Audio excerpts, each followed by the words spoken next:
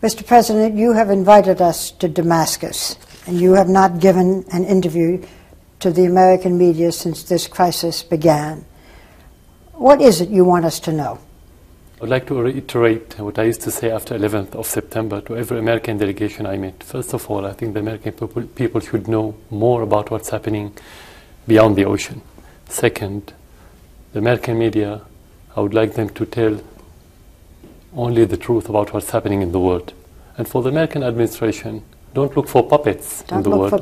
Only deal with administration that on people that can tell you no about the truth. Because what's happening in the world now is taking the world toward chaos. What we need now is we need to deal with the reality. So the message now is about the reality. Tell me what the reality here is, your country is. What is the reality? It's so complicated. It takes hours to talk about. Then I will ask my question. So let's be specific. Okay. Not long ago, you were widely seen as a fresh, pragmatic leader, a doctor whose life was in healing people. Now, sir, much of the world regards you as a dictator and a tyrant. What do you say to that? What's important how the Syrian people look at you, not how you look at yourself. So I don't have to look at myself. This is first. Second, it's about the system. You have a dictator and you have dictatorship. There's a big difference between the two. Dictatorship is about the system. We never said we are a democratic country, but we're not the same. We are moving forward in reform, especially during the last 9 months. So I think we are moving forward. It takes a long time. It takes a lot of maturity to be full-fledged democratic country, but we are moving in that direction. For me as a person, whatever I do should be based on the will of the people, because you need popular legitimacy. And this is against dictatorship for a person. But you talk about the support of your people. You did have the support of your people, and then began these demonstrations, which I will discuss in more detail, and crackdowns, and you have people now who don't want you to lead. You don't have the support of your people, of all of your people. You always have people that don't want you to be in that position. That's self-evident. That's normal. You cannot say that having the support of the people or the people support you means something absolute. You're talking about the majority, and people are against you. They're not majority yet. When they are majority, you don't have to stay in that position. But you have people who are against you who are protesting every day. It started as a simple, not so simple, but it started with people marching with olive branches and with their children, asking for more freedom of press, for freedom of expression. And much of the country now, sir, is not supporting you. That's what your crisis is about. Yeah. That's why we had the reform started quickly after the very beginning that you described as simple. So we didn't play the role of stubborn government. They said they need more freedom. We right away had new party laws, new media law, new election law, new local administration law, and we are revising our constitution now, showing your opinion, whether you like somebody or doesn't like, government or president or whoever, should be through the election, the ballot box. This is the only way. If you have elections, will they be elections for president? No, now we're going to have, first of all, the local administration election this month. Local administration, but what about for president? Yeah, after that, we're going to have the parliamentarian election, which is the most important. Talking about presidential election, it's going to be in 2014. This is people don't want to wait that long until 2014. Which people? The people who are protesting. How much? How many? Are they majority or not? That's why you need to wait, first of all, for the parliamentarian election. This election will tell you, are you going to have majority or minority? Then when you can think about presidential election, but not before. Before that, you don't have any indication, any clear indication. In 2014, when there are presidential elections, will you allow opposition parties? That's why we are changing the constitution. Okay. And if somebody else wins, will you step down in 2014? If he wins, he's going to be in my position. I don't have to step down. He's going to be president. So you don't step down. He will win the election. He will be president. So step down means you leave. While if you win the election, he's going to be in that position instead of me. Mr. President, you once had positive things to say about President Obama. Now President Obama says, and I quote, "President Assad has lost his legitimacy to rule. He should step down." What do you say to President Obama? I'm not a political commentator. I comment more on action rather than word. But at the same time, if I want to care about something like this, I would care about what the Syrian people wants. Nobody else outside Syria is part of our political map. So whatever they say, we support, we don't, he's legitimate or he's not, it's the same for me. For me, what the Syrian people want, this is the popular legitimacy that put me in that position. And this is the only force that can make me outside. So anyone could have his own opinion, whether president or official or any citizen, it's the same for me, outside our border. Public opinion doesn't matter. Outside Syria? Outside Syria. No, it's a Syrian issue. But Syria is almost completely isolated. The Prime Minister of Turkey, who was your ally, has said, and I quote, "No regime can survive by killing or jailing." Jordan says you should step down. The Arab League, Syria was a founding member, have said that they have suspended you. You've lost all the support of your neighbors and friends. Does that matter to you? That depends how do you describe or how do you define isolation and support. How did they support me and how did they isolate me? Isolation is not by visitors or by supporting by words. It's about your role, your position. Nobody can can isolate Syria because of our position. That happened in 2005 and they couldn't. Bush tried to isolate Syria, Chirac, Blair, everybody. They couldn't. We have a role to play. We are related to different problems. If they isolate Syria, Syria will collapse and it's going to be domino effect. Everybody will suffer. So they don't have interest to isolate Syria. We're not isolated. Sir, they are isolating you. They have economic sanctions against you. They may have further sanctions.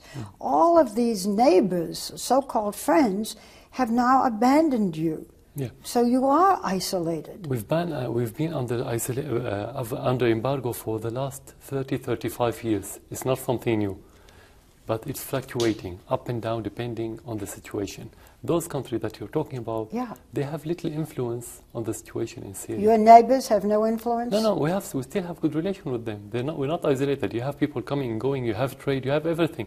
So that's why I said, how do you define isolation? If you don't define it, it's just term. In reality, we're not isolated yet. They have sanctions against you. What kind of sanctions? Economic sanctions against you. It's not implemented. They're going to suffer. The countries surrounding Syria, they're going to suffer. What about the transit? What about many, many other things? They have common interests with us. They won't implement it. Or they cannot, or they're going to suffer. That depends on the option that they're going to take. That's why I said isolating Syria is not something easy. It's not only a decision then you implement. It's not easy. So it's not about the economy. It's about the whole role in the political arena in the Middle East. It's not only about the economy. You know, sir, that many leaders in the region have been overthrown. You have seen, I'm certain, the pictures of Egypt's former president Mubarak in jail, pictures of, in Libya, of Muammar Gaddafi killed. Are you afraid that you might be next? No, I'm afraid that the people won't support me, Syrian people. That they won't support you? But I'll be happy with it. I mean, the only thing that you could be afraid of as president to lose the support of your people. That's the only thing that you should be afraid of. Not to be in jail or things like this. Do you feel now that you still have the support of your people? If you don't have the support of the people, you cannot be in this position. This is Syria. It's not easy. It's very difficult country to govern if you don't have the public support. But, Mr. President, you have people an hour and a half away from here protesting. You have people who have been killed and people who have been tortured, and still they're protesting. And you say you have the support of your people? No, you are mixing between the protesters and the killing. It's different. Now we are having terrorists in many places killing. Now? No, not only now. No, from the very beginning. No, not now. Now it's recognized in the media, that's the difference. But from the very first few weeks, we had those terrorists. They are getting more and more aggressive. They've been killing. We have over 1,100 soldiers and policemen killed. Who killed them? Peaceful demonstrations? This is not logical. This is unpalatable. Let me ask the question again. Yeah. Do you feel now even with people who had been protesting, that you have the support of your people? The majority or the minority? Because you are talking about protesters. How The many protesters? the majority of the people you feel still support you. Not the majority of the people are in the middle, always. The majority of the Syrian people are in the middle. And then you have people who support you, and you have people who are against you. Yep. So the majority always in the middle. Those majority are not against you. If they are against you, you cannot have stable, most of the cities, not Syria, let's say. As you see, you've been here for 2 days now. You feel the majority of the people in this country support you. I said the majority are in the middle. And the majority are not against, to be precise. The majority that is in the middle support you. Yeah. Okay. The protest really began with, after the detention and torture of children who were writing graffiti calling for your downfall. I've seen awful pictures of what happened. Why was there such a brutal crackdown? What happened? Well, I'll give you some examples, and you can tell me if you've seen these. These are some of the images and stories, and some of the images that I saw. Yeah. A 13-year-old boy who was arrested in April. A month later, his body was returned to his family, bearing scars of torture. A famous cartoonist whom you know, who was critical of you, badly beaten, his arms were broken. A singer, famous singer, who wrote a popular song calling for your ouster, he was found with his throat cut. You have seen these pictures, have you not? No, but I Is this news to you? No, it's not news. I met with his father, with the father of that child, and he said that he wasn't tortured, and he appeared on the media. We have to see things with a stereoscopic vision with 2 eyes, not with 1 eye, to be frank. The cartoonist. The cartoonist who was critical of you, I've seen his pictures. His hands were broken, he was beaten. Many people criticized me. Did they kill all of them? Who killed who? Most of the people that are being killed are supporters of the government, not the vice versa. But in the beginning, what about the singer with his throat cut? I don't know about him. I don't know about He was every a famous single singer, a famous song. You don't know about it? No, I don't think he's famous. I don't know about him. You don't know about it? Well, Maybe he's famous in the United States, but not in Syria. Do you know about him? This is editing. I don't know. You don't know? No. I didn't hear the story the first time. For the child, I met with his father, and there was a special investigation committee to see if there was torture. There was no torture. This is only false allegations, to be frank with you. That's why I said at the very beginning, my message for the media to tell the truth, not to listen to rumors. Well, in the beginning, these protests, the women were marching with children carrying olive branches. Nobody at that point was asking for you to step down. It has escalated. Do you think that your forces cracked down too hard? They are not my forces. They are military forces belong to the government. Okay, but you're the I don't government. own them. I'm president. Okay. I don't own the country. So they're not my No, forces. but you have to give the order. No. We have in the Constitution, in the law, the mission of the institution to protect the people, to stand against any chaos or any terrorist. That's their job according to the Constitution and to the law of the institution. The crackdown was without your permission? What do you mean by crackdown? The reaction to the people, some of the murders, some of the things that happened. No, there's a difference between having policy to crack down and between having some mistakes committed by some officials. There's a big difference. For example, when you talk about policy, it's like what happened in Guantanamo when you have policy of torture, for example. We don't have such a policy to crack down or torture people. You have mistakes committed by some people, or we have some allegations about mistakes. That's why we have special committee to investigate what happened. And then we can tell, according to the evidences, you have mistakes or not. But as a policy, no, we don't have. Have there been mistakes made in this crackdown, yes? Self-evidently, yes, for one reason, because when you don't prepare yourself for a new situation, you're going to make mistakes. Okay. Have the people who made the mistakes been found accountable? Have they been punished? Some of them, yes, according to the evidences. But you cannot punish anyone according to rumors or allegations. So this is judicial committee, independent judicial committee. It's its job to detain people if they are guilty and to send them to the court for prosecution. So some people have been found accountable. Yeah, according to my knowledge, from the very beginning. Last week, an independent United Nations commission who interviewed more than 225 people issued a report. What it said was that your government committed crimes against humanity. And they went on: torture, rape, and other forms of sexual violence against protesters, including against children.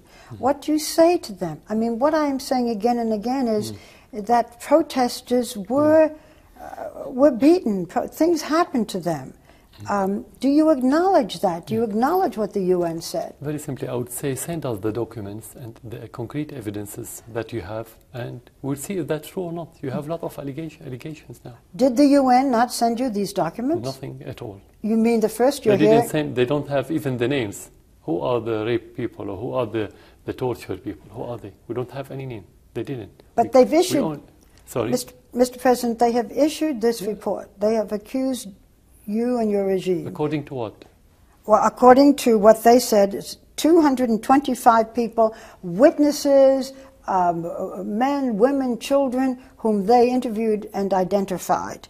And that's when they called it crimes against humanity. We are government. We have government. We have institutions. They should send us the documents. As long as we don't see the documents and the evidences, we cannot say yes. That's normal.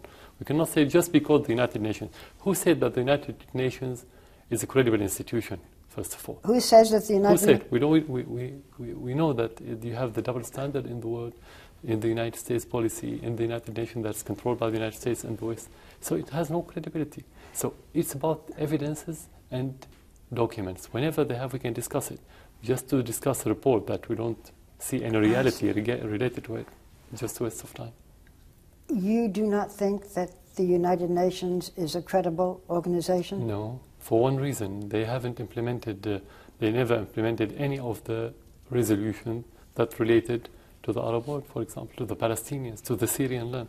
Why don't they? If they talk about human rights, what about the Palestinians suffering in the occupied territory? What about my land and my people that left their land because it's occupied by Israel? Of course not.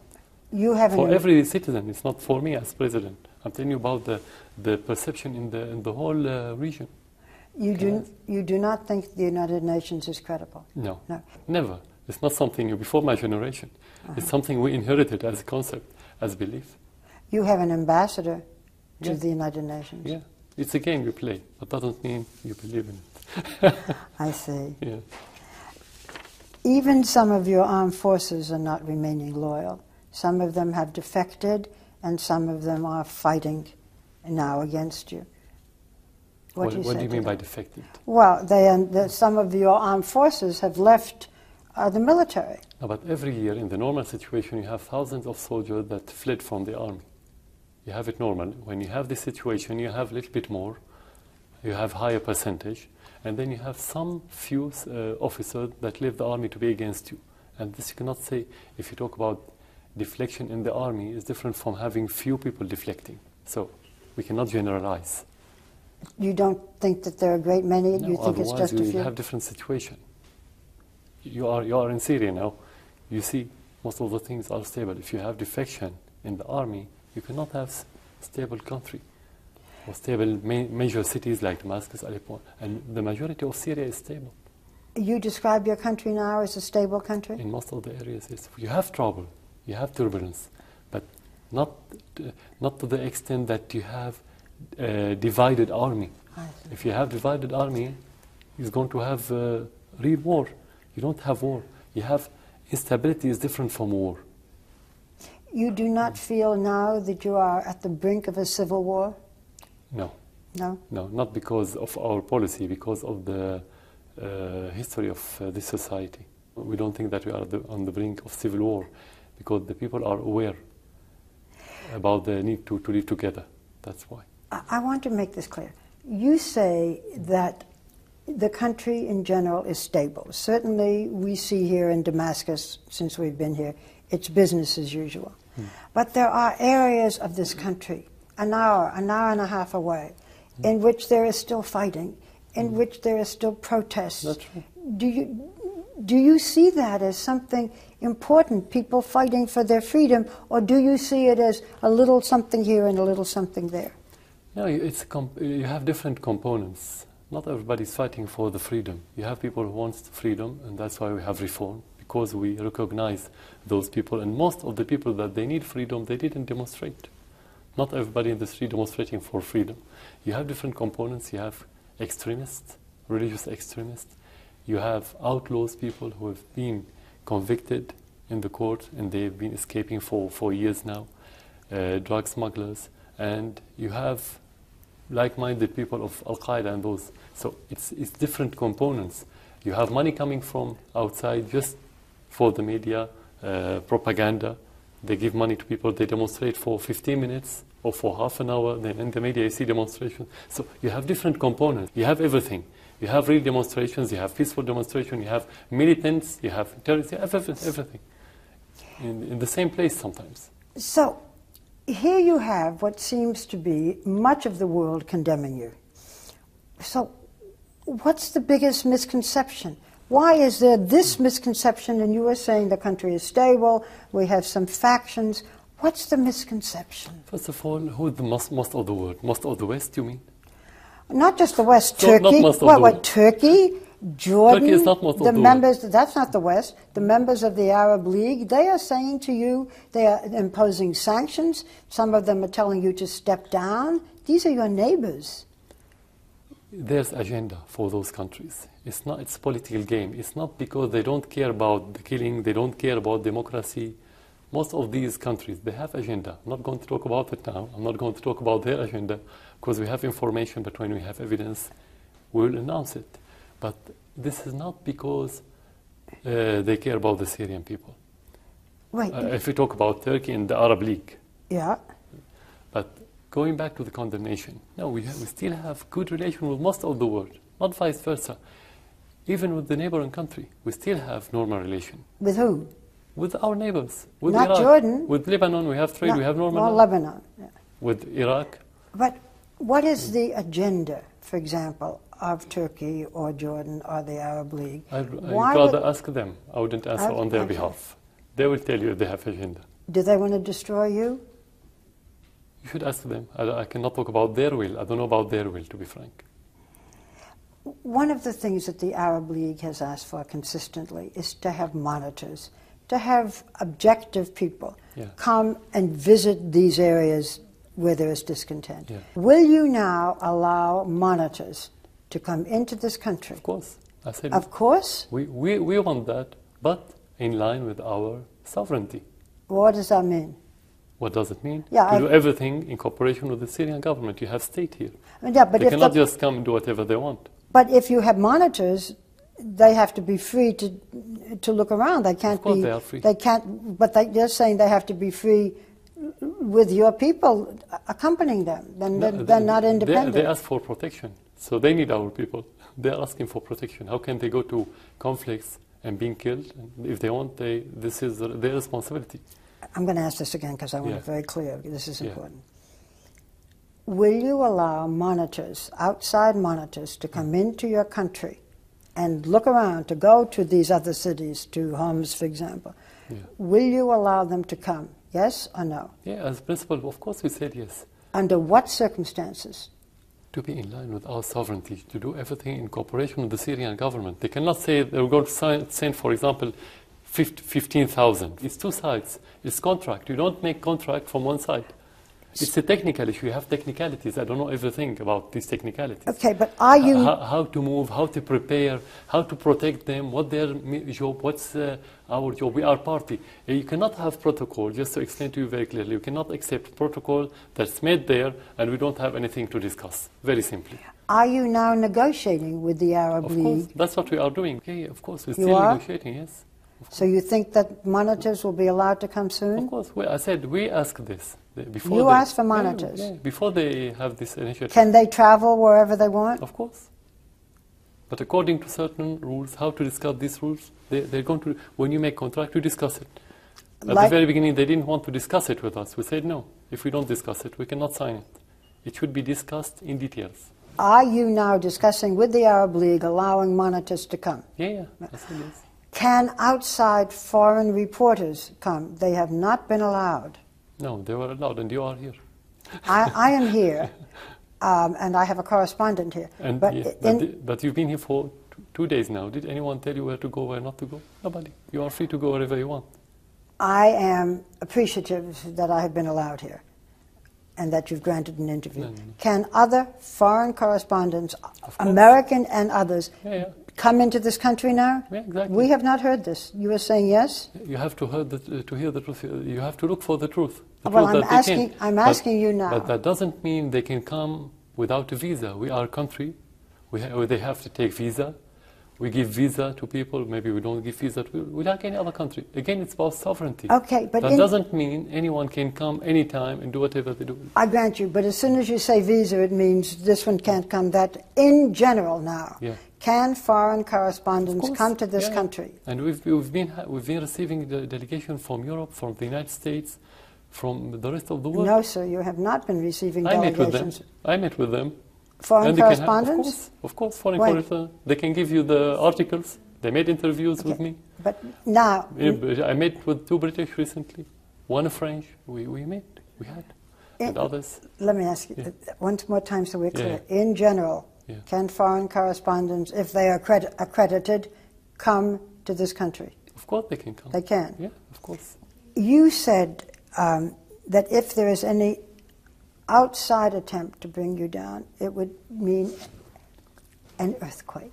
What do you mean by that? Syria is the fault line in the Middle East. You know, the Middle East generally is very diverse in ethnicities, in sects, in religions. But Syria, the most diverse, and this is the fault line where all these diversity meet. So it's like the fault line of the earth. Mm-hmm. When you play with it, you'll have earthquake that is going to affect the whole region. So playing doesn't mean to overthrow me or to deal with me. It's not about me. It's about the fabric of the society in this region. That's what I meant. You know, your father led this country for 30 years until his death. You have now led the country for more than a decade. Yeah. If the Arab Spring means anything, it seems to be that the era of one family rule is over. Yeah. No, I never supported being a dynasty. Is that correct? That's correct. Yeah, being a dynasty. You're not raising your son to succeed. No. And my father never spoke with me in politics. You don't believe this. And he never tried to prepare me. He always wanted me to be a president. Against what you hear in the media that he asked me to come from London. He wanted me to go back to London to continue, and I refused. But your older brother was supposed to take your father's place. When he was killed, your father asked you to come back. My brother had no position when my father was there, and I had no position. I was nothing in the party. I was in the military since I was doctor, nothing else. But your father did not expect his sons to take his place? Never. He never spoke about this. Really? Yeah. Then with all due respect, you're a doctor, you're an ophthalmologist. How did you become the leader of this country? I was a military doctor, and according to our laws, that's military law, you can move from sector to sector within the army. Okay. So I left I was military doctor. Even when I was in London, I was a military doctor. The army sent me to London, not the Ministry of Higher Education, for example, or anything, or the university. And I was in the army since 1985, since I was a student at the school. Few people knew that. I wasn't civil doctor. So anyway, when I became president, I became president through the party. After President Assad died, when he was alive, I was nothing. I didn't have any position. But when your father died, the son became the leader. Yes. So there were not free elections to make you the leader. No, anyway, we don't have free election. We have referendum. This is our constitution. So your constitution said we want the son. No, not the constitution. The party. The party said. And the people demonstrating, and they surrounded the parliament. They said we need the president. So many people who didn't want the president in the government, they accepted this new president, and I nominated myself. Before that, I never thought about it. So when you have elections, which you say is in 2014, you will have opposition parties? Yeah. Yes. We have them already Okay. now. And if they want somebody else and not you, you say okay and you step down? The people will say okay. If the people say okay, of course you have to leave. That's not self-evident. You don't have to discuss it. To be president while the people don't want you, how can you succeed? You are not training your eldest son, who is now 8, He's to 8. No. take your place? I was never trained to be in this place. Do you sometimes wish that you were still an ophthalmologist? No, because I was in the public sector anyway. As son of president, I couldn't have my own clinic and get money from the people.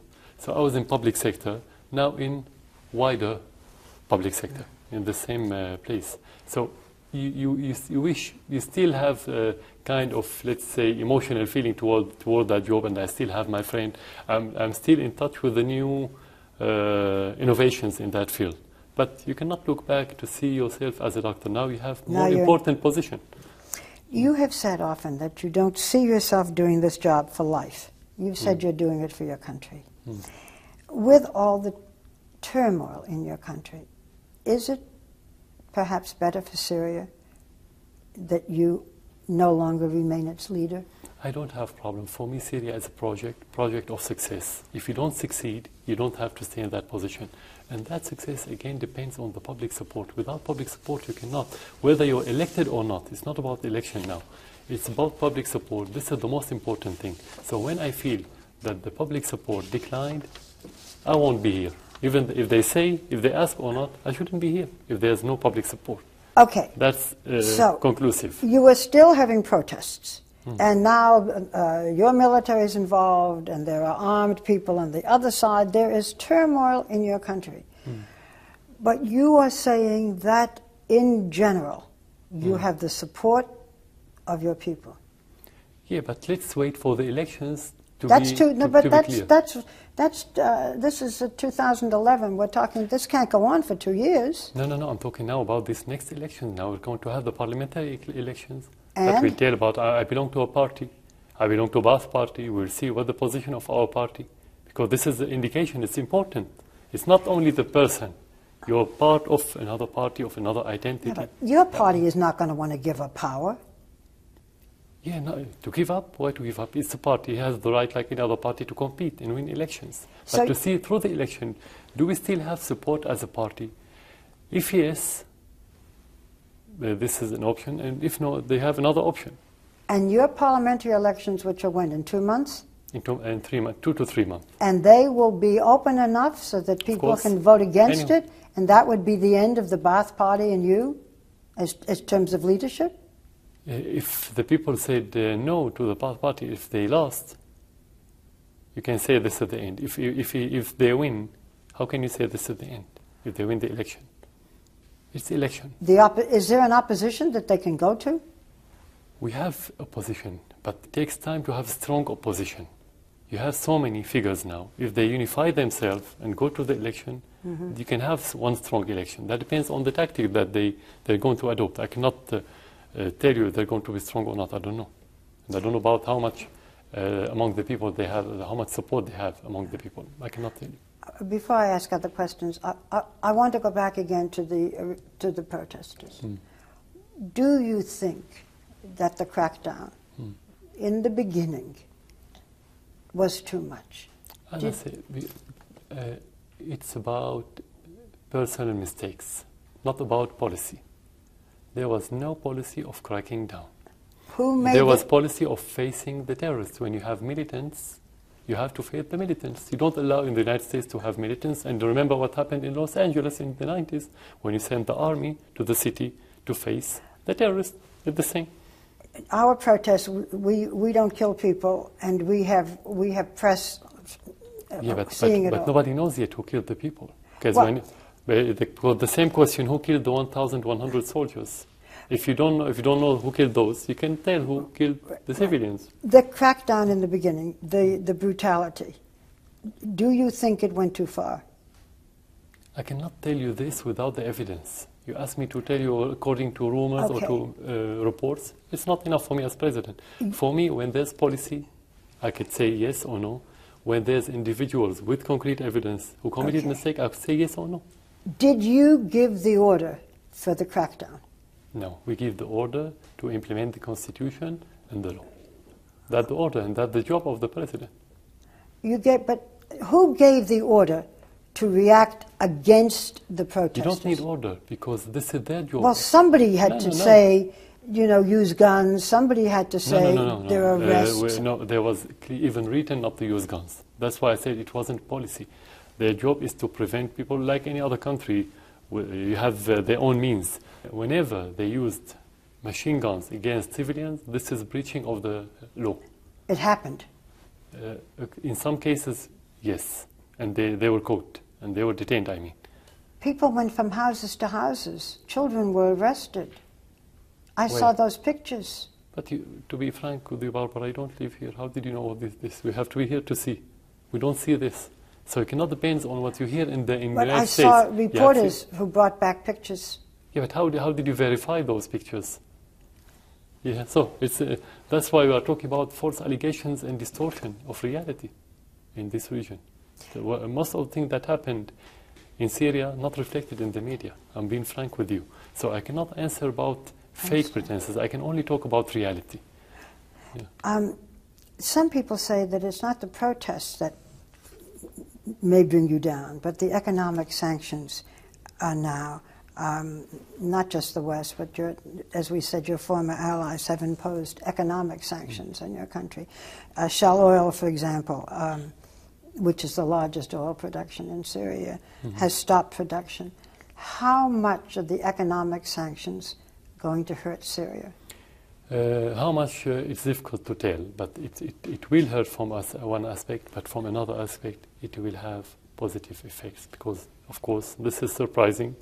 Actually, we were under sanction, strong sanction, in the second half of the 80s, and we built our industry in that period of time. So you can use sanction. For example, the agreement between Syria and Turkey wasn't fair. It was against our interests. Many industrialists in Syria, many businessmen, most of the economic sector were against it, and they asked our government many times to stop working with this treaty. But they sent to Syria, I think, 2 folds export, something like this. I don't have the numbers now. So you have, if you're smart enough, if you're creative enough, every cloud has silver lining. And we have a lot of political cloud in this region. So we have a lot of silver lining. But you have to see the silver lining to know how to have the positive. So it will affect you badly from one side. But you can decrease the harm. I wouldn't say you can win now. Let's not exaggerate. But you can decrease this harm and get some benefits from it. How can you get benefit from economic sanctions? Depends on yourself. First of all, we're not an oil-producing country. We're not like Iraq. Iraq was oil dependent. We're not oil dependent. We produce. We can live. We export the food. We eat our food. So you were saying that it will take more, maybe creativity, more industry in this own country to become independent. Exactly. And we can. We don't have a problem with this. And this could be the strong point of Syria. That's why I said they cannot isolate Syria. They cannot isolate. No. I have seen the markets filled with food, so you are able to keep feeding your people. Of course, no, we don't have problem. We can live 2 years with full embargo. We export wheat to many countries. Your wife was raised and went to school in England. It has been said that she is a force for moderation. I'd like to know, when you and she discuss things, what has she said about what's happening in your country? We used to live as one family in Syria, because Syria is a small country. Whenever you have one crime, the whole country will hear about it. It's a very safe country. Of course, we feel the same pain. We feel sorry about what's happening. But at the end, the discussion is always, and I think everywhere in Syria, is about what can we do to have to prevent more blood shedding in Syria. Your wife has her own projects in the country. Yes. Development project, charity, of course. Yeah. But do you discuss the situation with your wife? Yeah. That's what I said. Part of the solution is how to make life better in different aspects. Development is part of the solution. It's not only about demonstrations and militants and terrorists and things. It's how to make the country better. Is your wife a source of support for you? Of course, all my family. Well, let me ask about the children, because you have 3 young children, 9, 8, and 6. Yeah. What have you told them about what's happening in this country? The reality. Which is what? What do you say to them? Especially the older boys. I told them about terrorists. I told them about innocent people being killed, about investigation. We have to know who, we have to look for the reason, everything. You've told them about innocent people getting killed? Of course. Some of whom are children? We didn't talk about whether innocent is innocent, whether he's children or he's innocent. Do they see pictures? Do they have Facebook or YouTube? Of course. Do they ask questions? They can watch the internet every day. Of course. They watch the internet? They are very curious to know. What do they say to you? About the question about what's happening. Why do you have militants? Why do you have evil people? Why do those people want to kill? I want to hear the answers. What do you say? I told them about everything. Sometimes people commit mistakes. Sometimes you have bad people. In every society you have bad people. So they kill more to undermine the government. That's what you explain to children. How does this all end? How do you restore peace? As I said, regarding by reform and facing the terrorists. Is the reform too little, too late? No, because anyway the reform will not have direct impact on the terrorists, because most of the terrorists, and I would say all the terrorists, they don't have political agenda. They don't care about the reform anyway. The reform is for the majority in the middle that I told you about, and the people who support you, and the people who are against you. But terrorists don't care about this. Will you allow freedom of expression, freedom of press? Why did we change all this law? Why did we have this package of new laws for that? We have it. We already have it. You don't have freedom of press. You can't criticize you. That depends on the law. You have in every society, you have I wouldn't call it taboo. You have limits. Taboos? Not in mine. We have freedom of press. How do you hope that you will be remembered? By doing the best I can for this country. Whether you agree or whether the people agree or don't agree, but at the end, I wasn't puppet. I care a lot about being independent, president for independent Syria, and do my best according to my convictions. That's the most important thing. At the end, even if they disagree with you, they will respect you. What do you think is the biggest misconception that my country has of what's happening here, if indeed there is a misconception? Misconception about a lot of things I cannot tell you, because so many facts, distorted facts, you have them in the media. But the most important thing, as accumulation of these facts, you don't have vision. The problem with the West in general, especially the United States, they don't have vision about, at least my region. I wouldn't talk about the rest of the world. Failing in Iraq, failing in Afghanistan, failing in fighting terrorism. The situation is getting worse and worse in the rest of the world. The question you ask as American, what did you get? Where did you win? Well, you spend trillions where you could spend a few hundred of millions and get better results. So that it harms your interest, but at the same time, it harms others' interests. So this is the misconception, I think.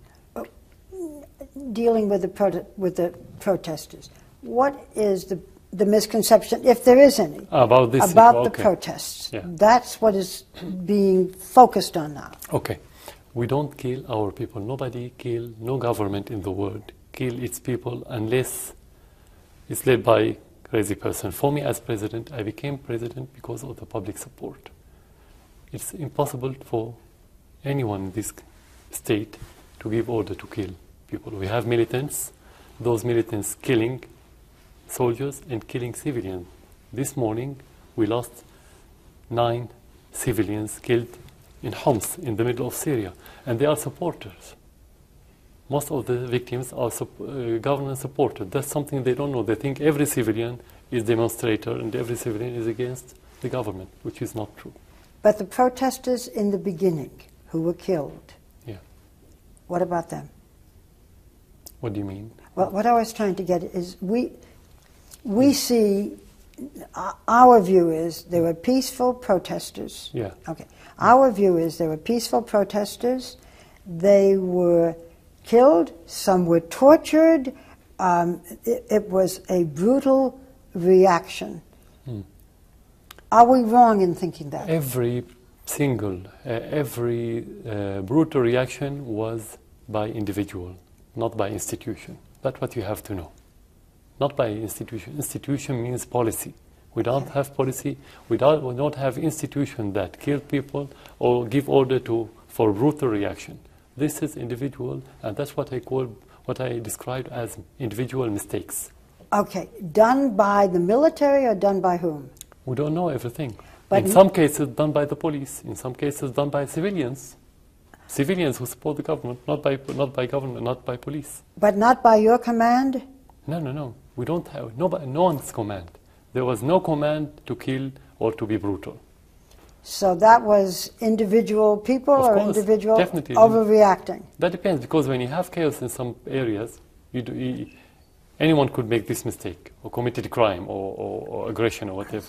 Are you remorseful? No, I regret. You regret when you do mistakes, when you commit a mistake. I always try to protect my people. How can I feel remorseful if I try to protect the Syrian people? Do you feel guilty? I did my best to protect the people, so you cannot feel guilty when you do your best. You feel sorry for the life that has been lost, but you don't feel guilty when you don't kill people. So it's not about guilty. You do your best, and you have to do your best, and you have to fight terrorists to protect the other civilians in Syria. Thank you, Mr. President. Thank you.